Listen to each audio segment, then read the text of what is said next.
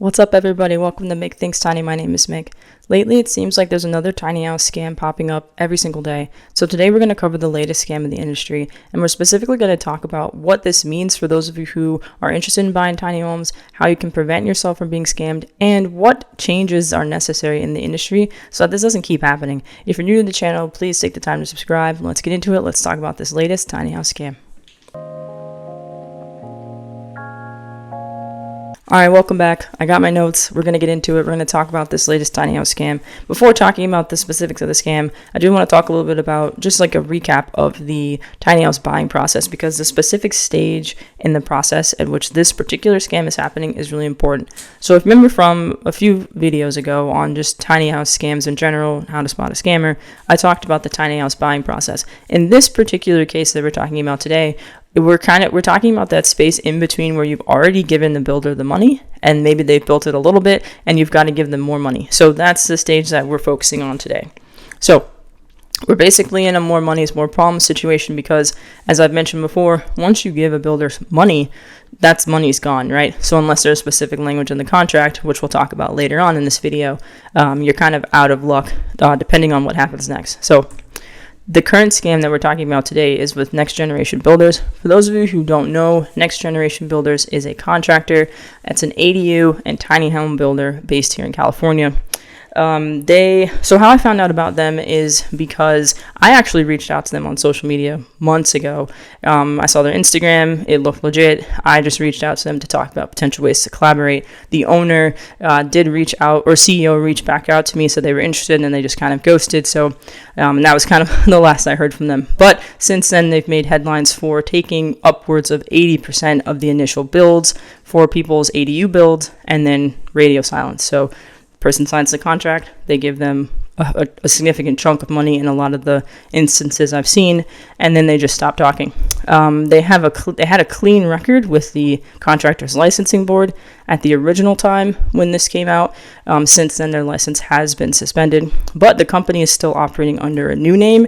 I put new in quotes because it's kind of similar to the old name, but at the end of the day, similar to the anchored tiny homes case from a few weeks ago, we've got unfinished projects, we've got people that have lost money, that have prepaid, and it's a big issue. All right, so going back to what we've already talked about before, we're still going to do the same thing. We're going to go over the website, models, and agreement. And I know this may be a little bit redundant, but my hope is that, by the time you've watched a few of these videos and you've reached out to builders, it becomes second nature to you, because it's really important to go through all of these steps so that you can do gut checks, or like to call them gut checks, at every stage in that process and make sure that things are feeling right to you or feeling okay. And if they're not feeling right, feeling off, you can ask questions or you can not sign the contract. All right, so we're going to look at their website. Again, if there's no website, there's no deal. This particular instance becomes a little bit tricky because they were operating under a different name. So before they were Next Generation Builders, if you went to their social media, there's a link to a website called ngbla.com. That website's no longer available. But we're still going to go through on the new website. And the reason why I know what this new website is because someone reached out to me on social media. So there's an Instagram account it's called NGB Technologies Are Scammers. You can check it out. There's a link here in the video description.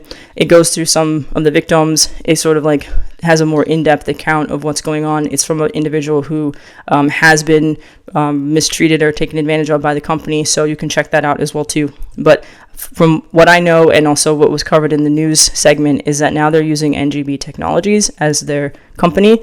When you scroll down, latest website, it's pretty much brand new. So this is what the website looks like. So if we're just looking at the website, it's pretty clean. The one thing I did notice is that the actual tabs don't go anywhere. So portfolio, our process, benefits, and why us doesn't actually go anywhere. So you just have to scroll down through every single thing. But at first glance, it's a clean new website, and I would say that it looks pretty legit.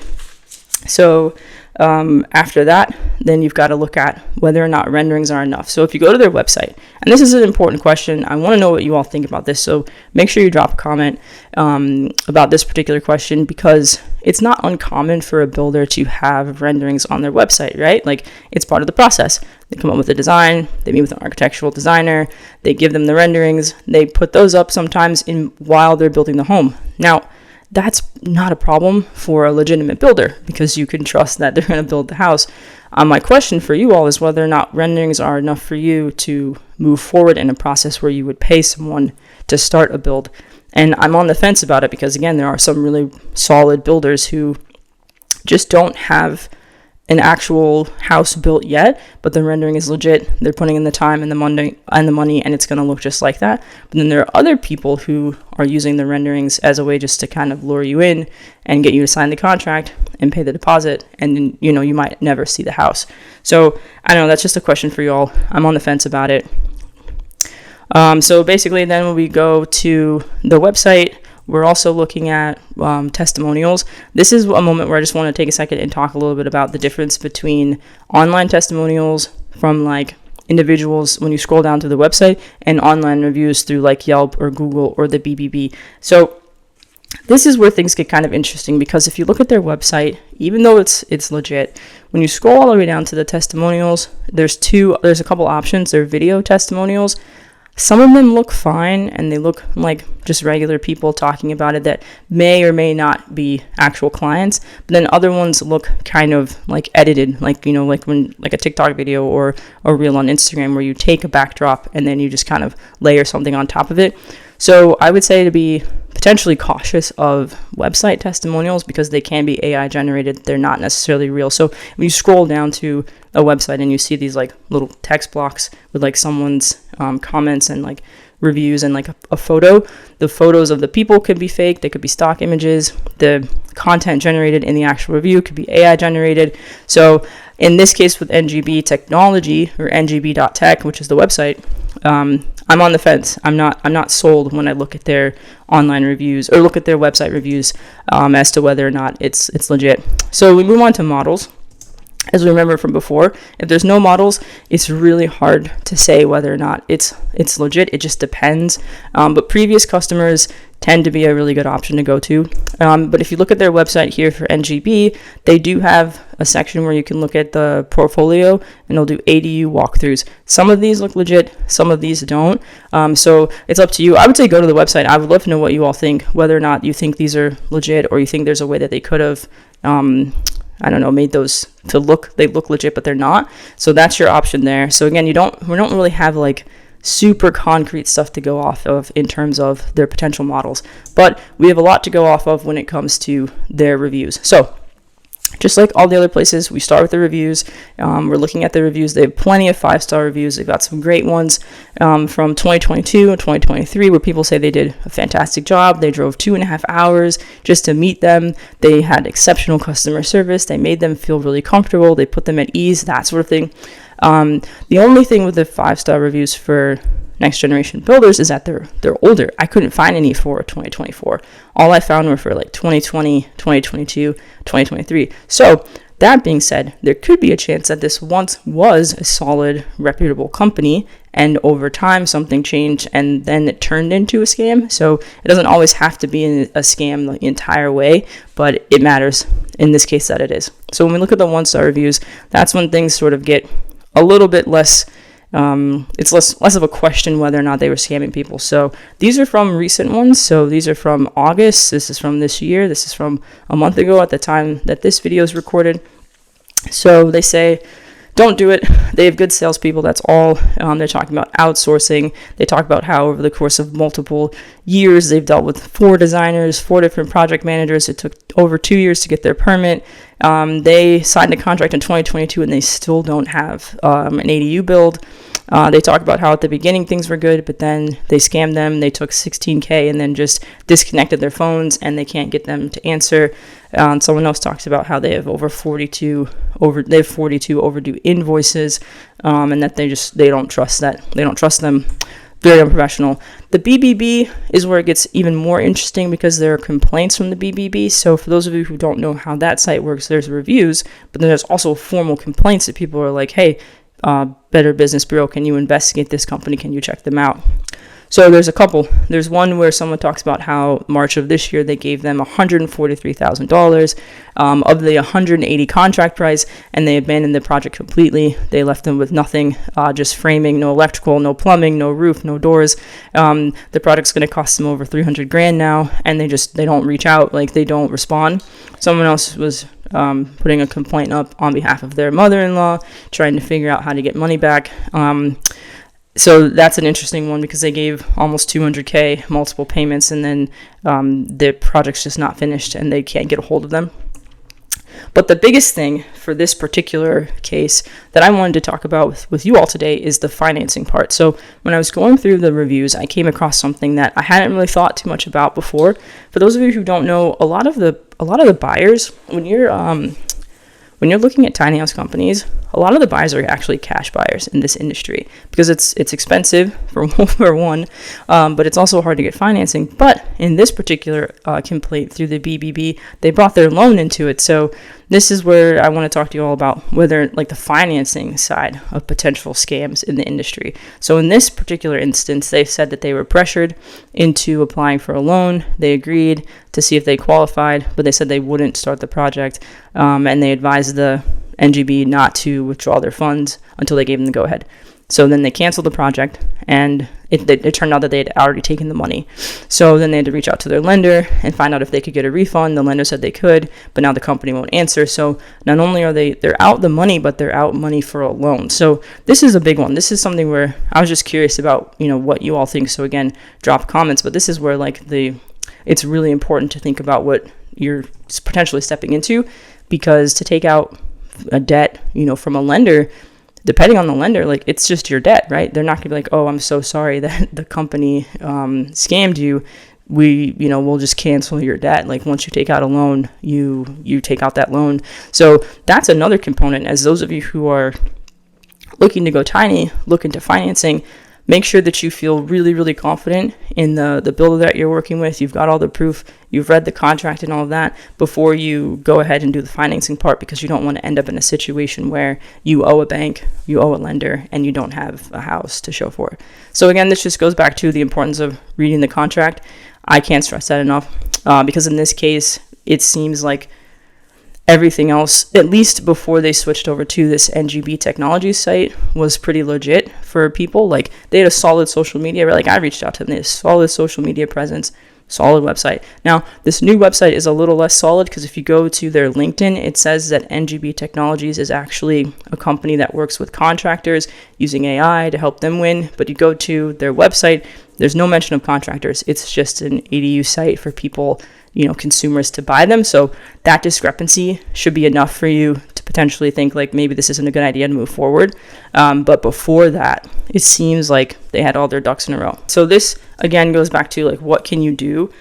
And I can't stress this enough, right? Like at the end of the day, you have to read the reviews. And I know that some of you don't believe in the reviews or don't think that the reviews matter, but I just want to speak to that particular group that doesn't believe the online reviews matter. And I want to say to you, it's all you have at this point, right? Like you have to trust your own gut and trust your own instincts, of course, sure. If you have a friend or family member that knows this builder, by all means, talk to them. But if you're going and you don't know this person, you have to treat these builders like a stranger. I don't care what you've seen about them on social media, what you think about them as people, you have to treat them as a complete stranger that is just available for this monetary transaction, and that's all.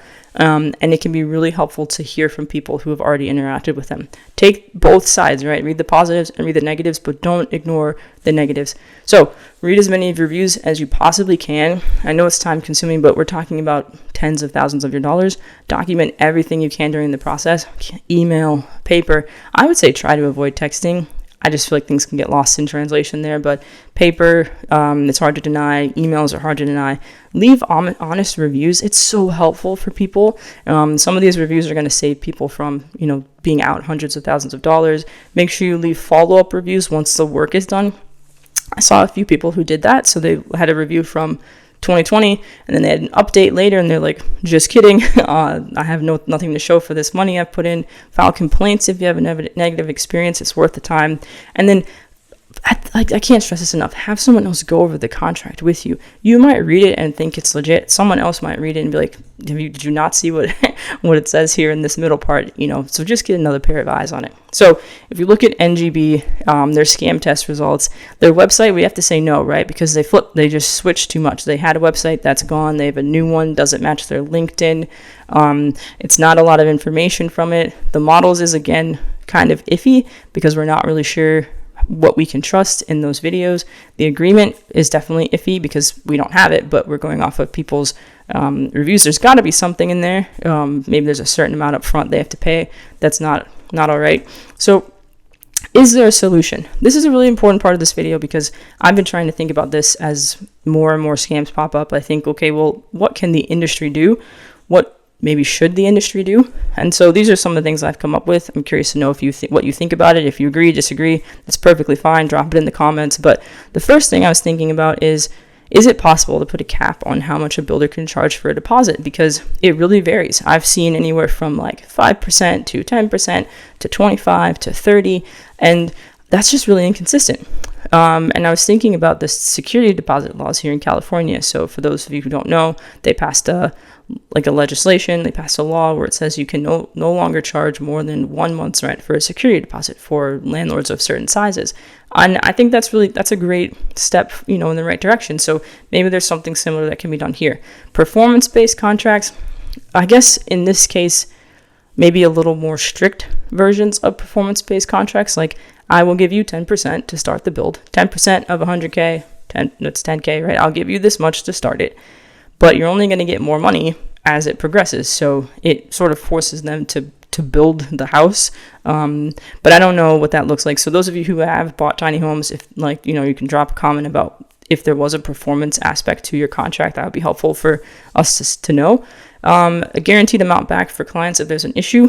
I think this is important. What we're seeing in these different situations where people are being taken advantage of is that there is no risk. There's not enough risk, I guess, for the builder in some of these cases. I gave you money, you put a few nails on boards, and then you ghosted, right? That's not enough. So there needs to be more accountability for them. So maybe a guaranteed amount back if there's an issue. Refundable deposits, I honestly think should be a standard. I don't think that you should be able to give someone $30,000 and it's not something you can get back. That's so much money, but that's just my opinion. I want to know what you all think. On your end, again, I can't stress enough to just Google, right? If there's a builder, Google them. Contractor, Google them. Tiny house community owner, Google them. Google, Yelp, BBB, Facebook. Look for news articles. Search their names to look for pending lawsuits.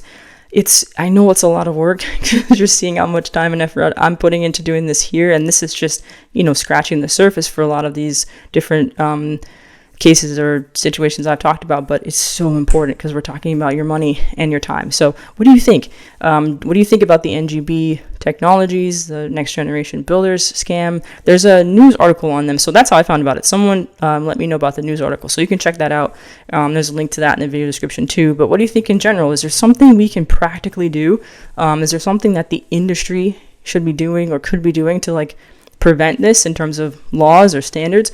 I'm curious to know what you all think. As always, I appreciate you guys so much for watching. If you want to learn more about scams, for those of you who haven't watched the other videos, you can check those out here. And as always, don't forget to think tiny, and I'll see you guys in the next one.